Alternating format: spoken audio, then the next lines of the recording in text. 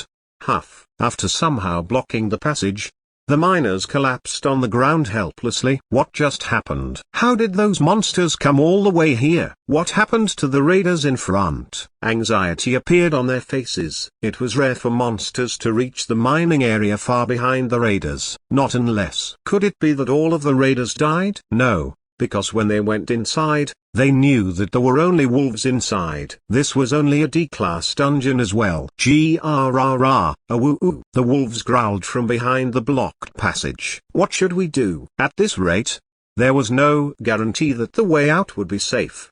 Baru? Soho called Baru, who had been staring into the depths of the dungeon ever since.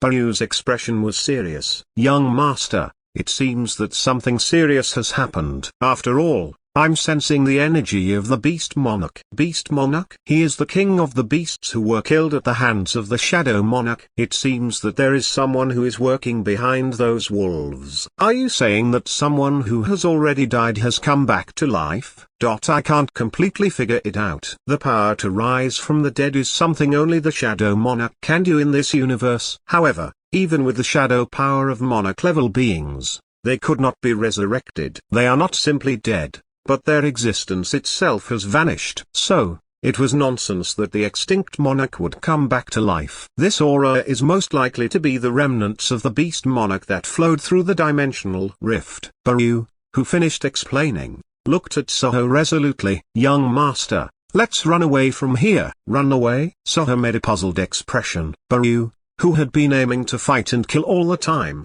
is now showing the exact opposite. I've been constantly saying this, but young master's strength is less than that of lava right now. It's so weak that if you fall into it and the monarch class hits you, you'll die in an instant. We need to get out of here as soon as possible. Aren't you just upset that I gave you some mana stones instead? Soho remembered clearly. Since earlier, he had been calling Soho a lava, but now he's saying that Soho is at a level lower than that of a lava. Right then, grumble. The hole they had been trying to block suddenly exploded. The passage opened. The miners, who were relieved that they had barely contained the wolves, moved immediately and grabbed their pickaxes. However, unlike the expectation that the wolves would come out all at once, a familiar face walked out of it. Mr. Kim Yong-jun, a miner who recognized his face, called him. He said that Yong-jun was an acquaintance who was among the raiders. What the hell happened inside? We all almost died.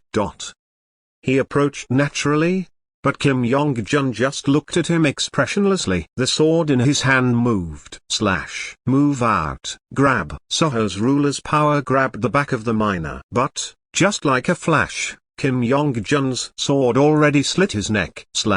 As a thin red line formed on his neck, his complexion turned white and he fell to the ground. Grrrr, red eyes staring at them arrogantly. Kim Yong-jun opened his mouth. Who dares invade the habitat of the beast monarch? This is the sanctuary where the king of the great beasts dwelt. Thud.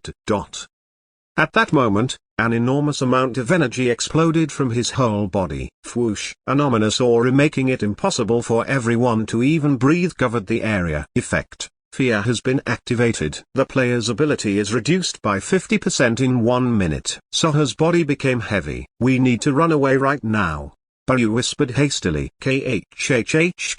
If only I had my strength intact, there would have been no problem. It's not an exaggeration.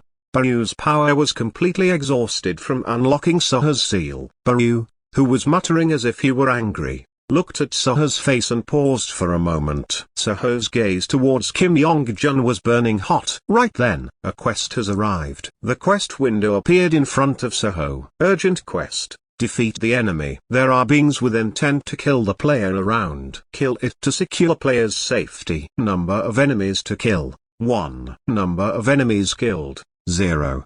Baryu spoke in an urgent tone. Young master, just ignore this quest. The weak have their own way of fighting. Like before, let's run away using the shadow goblins as a shield. Okay, Seho muttered in a soft voice. Baryu's eyes brightened. I will guide you on the way out. Let's fight this. What?